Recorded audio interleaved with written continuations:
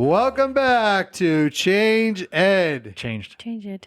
The #1 team-hosted podcast with one host being more favored than the other. We'll let you Change figure it out. Ed. I am your host, Andrew Kuhn, education consultant from Montgomery County Intermediate Unit, and the WUA team is also here. I am Patrice Semichek, also from the Montgomery County Intermediate Unit, and I'm co-president of WUA. And Tony Marabito, CLIU 21. He's not claiming co-presidency. No, so I guess you got moved up to president. Oh, man. Our guest It's a heavy is lift. local, homegrown. Patrice and I had the opportunity to meet our guest for the podcast during one of our learning sessions with educators this summer. It is Mike McGann. Welcome, Mike. Thank you. Great to have you on the show. Mike, you do fascinating work, and I have lots of questions, and that's how we were like, we need to have a podcast where we talk with Mike. So, Mike, can you just introduce yourself? Tell our team with the WUA Nation. This is Mike. It's like without Andrew. They're trying to get rid of me as the host. Okay. But tell the WUA Nation, I guess, just a little bit about yourself, a little bit of background, if you don't mind. Okay, so I'm Mike McGann, the manager of Lower Perkiomen Valley Regional Sewer Authority. We are a regional sewer authority located in Oaks, PA. We treat wastewater from Upper Providence, Lower Providence townships, Skipback Township, Perkiomen Township, and Collegeville and Trapp boroughs. Wastewater treatment plant is permitted to do 14.25 million gallons per day.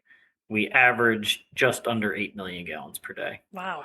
Mike, let me ask you this crazy off-the-cuff question that I just thought of right now. Mm-hmm. Here in Norristown, when I come over the bridge, right before I come over the bridge that takes me into Norristown that goes over the School River, there is a trash facility that's like right at the top of that. That seems like a mind-blowing scenario, right? Don't you think there'd be significant impacts it was on the water? probably established way before all of the flooding. Like the flooding out here has been horrendous in the last few years. Yeah.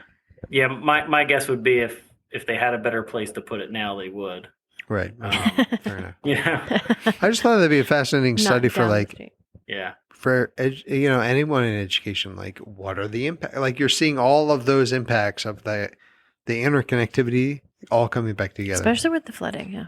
That side of the street flooded a lot. I frequently have been asked in my career, why do they always put sewer plants next to the water? Because we flood when the creek floods. Yeah. But for one, it's always the lowest point, and we want to get as much sewage here by gravity as possible instead of pumping. Mm. And it's just more reliable for one thing, and way more cost effective, obviously.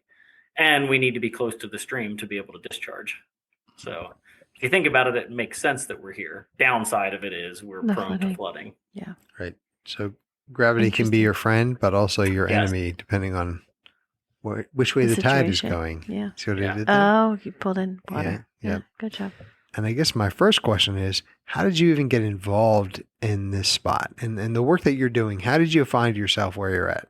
So I started actually as a college student as a summer help, just summer job. A friend of mine knew somebody that ran the plant that I first started at in Sellersville, and worked there for 3 summers in school. I would work over Christmas break. And when I graduated college, and I was a business management major, they had a position was compliance coordinator who was leaving. He gave them like 6 months notice. He was moving to Florida. So they offered me a full-time position, permanent position to train under him. So I handled all the permitting, reporting, all the industrial pretreatment program, and then general plant operations as well. And, 25 years later, here I am.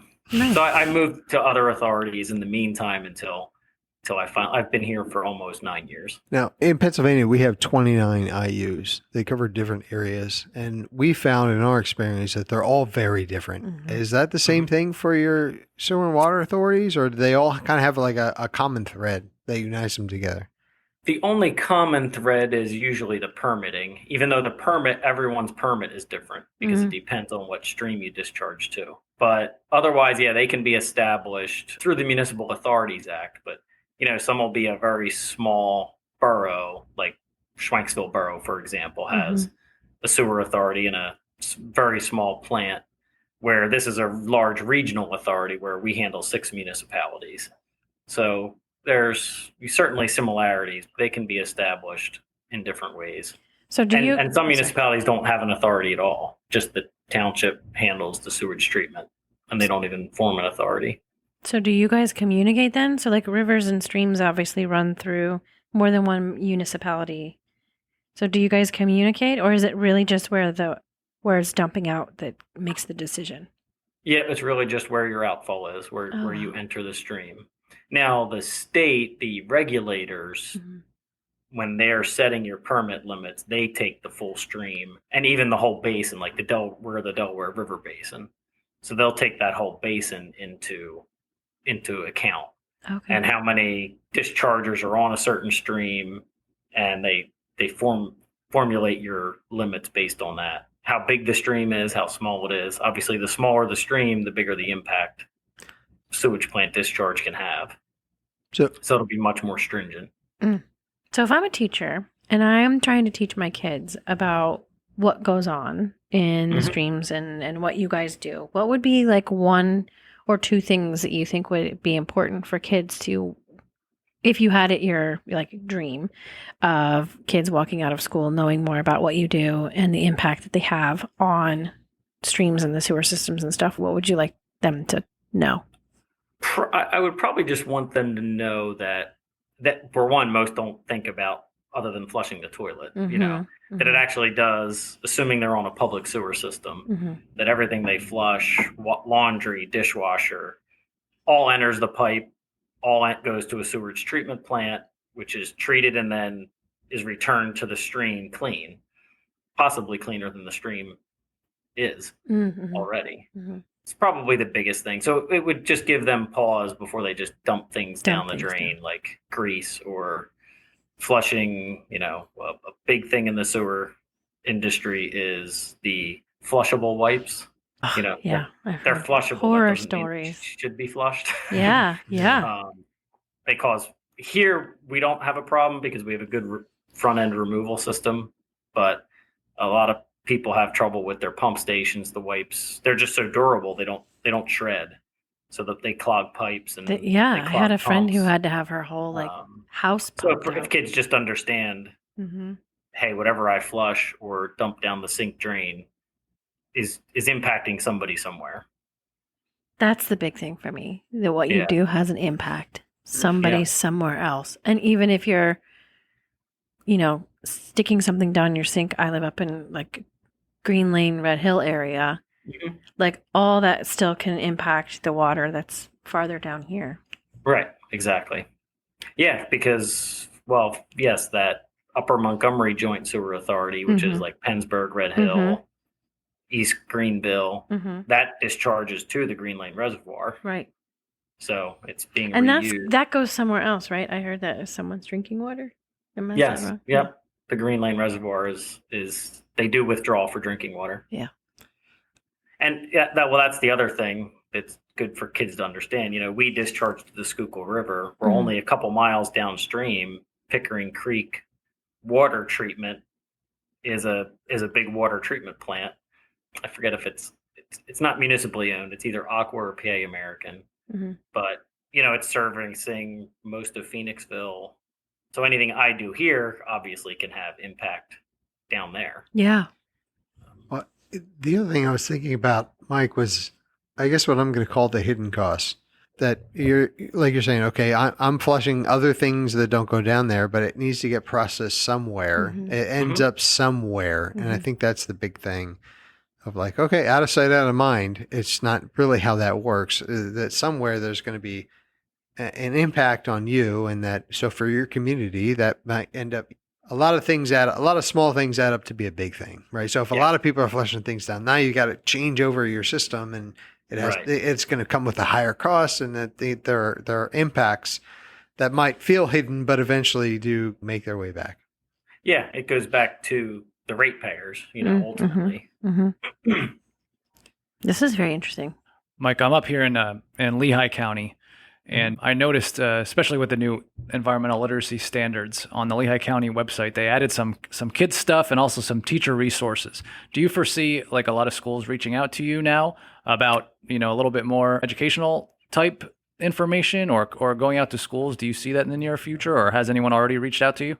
No one has yet with new standards. I've given, tours to school kids, usually high school. Okay. Ursinus College brings an environmental science class over usually once a semester.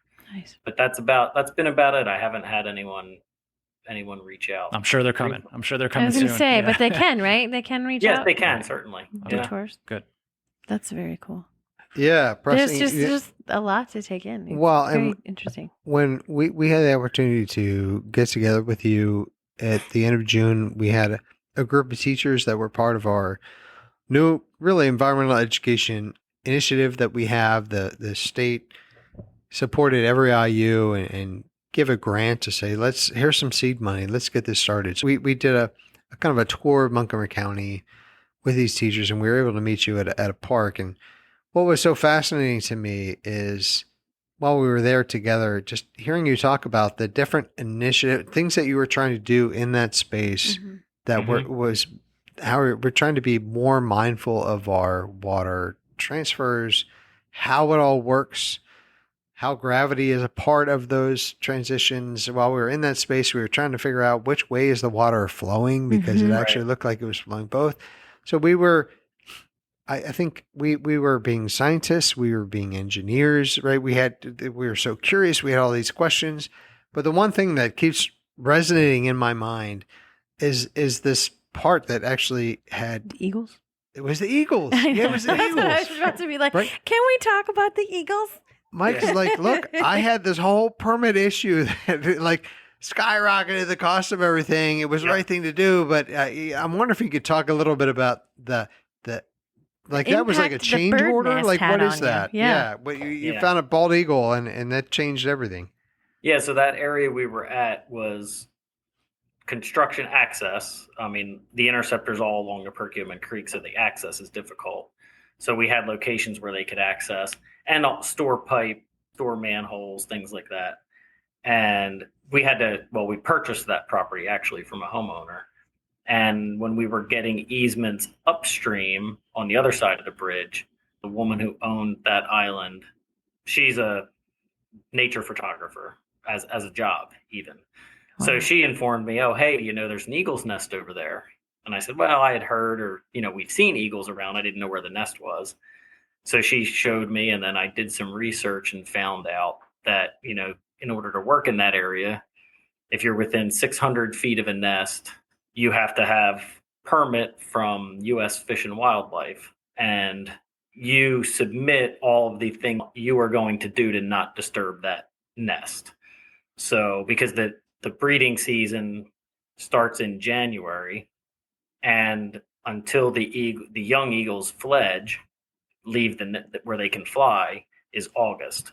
So without the permit, you cannot work from January to August. So obviously, that's insane. We were accessing that area for over a year. Wow. That wasn't going to work out for us. So we had to get the permit. We had to do things like disable the beepers on the back of dump trucks, disable the beeper on the excavator. We couldn't put pipe because we had to put pipe through that area too. We had to do that between August and December 31st, that several hundred feet of pipe. So that was restrictive. We had to hire a biologist who had whatever certification he needed to be like an eagle expert. And he would come monitor the nest from January to August several times a week. And monitoring the nest, obviously you can't see in it. Right. So in the morning and in the evening he would just use binoculars from a distance. And the way they tell if there's eggs or newly hatched eaglets is if only one adult leaves the nest at a time, because they'll never leave the eggs of young eagles alone. And as long as just one eagle is leaving, because they mate for life, as long as only one's leaving, they assume that there's still viability in the nest and you're doing everything you're supposed to. That was a change. I think we had already Yeah, we were already under construction and they were heading in that direction. So they had to remobilize to a different area until we could get that permit resolved. So that was our biggest change order. That was our biggest cost add on the whole project. And that's just because they're still endangered, right? Yes. Yeah, that's not just. Well, they're not endangered anymore. Oh, that's right. But the Eagle Act is still in effect because that was a congressional act. Yeah. Was the Bald and Golden Eagle Protection Act.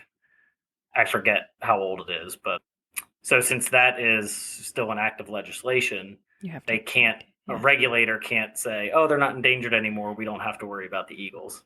Congress would have to take action to do that. Wow. And if you think about it, there's no political payback to get rid of the Eagle Protection Act. No. If you're a state senator or no gain for that. A federal no gain. House of. Don't worry about the bird of the nation. It's cool. Yeah, I don't think anyone's ever going to erase that legislation, that Eagle Protection Act. And it's so stringent because when it was written, they were very endangered. Yeah. And, they were assuming most eagles that were alive had never had interaction with humans. So anything would disturb them and cause them to leave their nest. Yeah. They would abandon eggs. Yeah. Obviously, they built a nest right next to a very busy road. Right. They're used seasoned to birds. Yeah, they're good. But you even pointed out to us, you're like, the reason that they left might have had nothing to do with what you're doing, but if you didn't have the permit, you were automatically in the wrong. It was not like assume innocence; it was assumed guilt. Yep. And the other thing that you had mentioned in that was also interesting to me because with our new steel standards, we're focused so much on this local impact. So we want to have these conversations. What's happening in Pennsylvania with our Sewer and Water Authority? We want to understand more. But you would share that where you had to apply for the permit was like all the way up in Maine. And so you're explaining to them, like, here's the situation. They're like, yeah, we don't care. Right? Like, we don't understand what you're talking about. It doesn't matter. And you're like, but if it could just drive down here and see what I'm dealing with, you might appreciate it differently. So that part really resonated with me because of this intentional effort in education to be like, how do we bring it more local? How do we focus on our issues and know that there are issues across the nation, but what's impacting us here? And going back to your idea of the interconnectivity, that if we can work on it here, I'm sure it will impact others down the line or, as it moves on. Mike, we want to offer. This is fascinating. Thank you. It is. It is. Cool. Thank you for coming on. We want to offer to you the second to last final thought. Is there anything that you'd like to throw out there that you haven't said yet that you're like, this is the cherry on top? I think a good thing, kind of circling back to what your students should know, I do think it's important to let them know about all the different professions involved in wastewater treatment, water treatment. There's engineers, there's people in finance departments, billing departments, management, and then, the real biologists and things like that. That's good to know. Thank you. Yes, a lot of moving parts. Really good insight. Thanks, Mike. And Tony said he wanted to give the final thought for this episode. I'm just thinking about how we can get kids there and get them excited about that and how many jobs that are really out there. I think that's super important. Ultimately, that's what we're trying to create is productive citizens, right? So getting kids out there and getting them involved and seeing possible careers is super important. The connection that I hear is that really the environmental learning and sustainability has a marketing issue. It's almost like we don't realize this interconnectivity. That really resonated with me when you were talking about it and how that all comes together. We talk about integration in education. How are we going to integrate our learning and how do we come together? But this interconnectivity is so important. And just looking outside and saying, well, where is that going to go? Where's that water going? Where, when I drive my car, I just happened to be the other day, I was on the highway and we had a quick rainstorm and this water just flooded and I hit it and the water went everywhere. I'm like, but what does that mean? Right? Like I kept driving and everybody was fine. It wasn't an issue and you forget about it. But there are people like yourself who have to really think about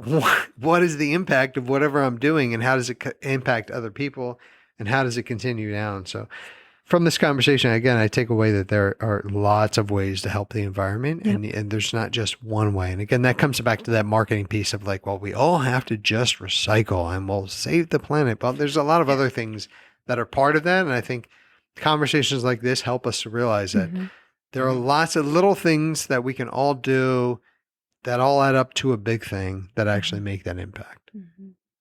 So again, Mike, thank you for coming on the show. Thank you for taking the time and for your work and helping our water system. All right. Keep in touch. Thanks, Mike. Thanks, Mike.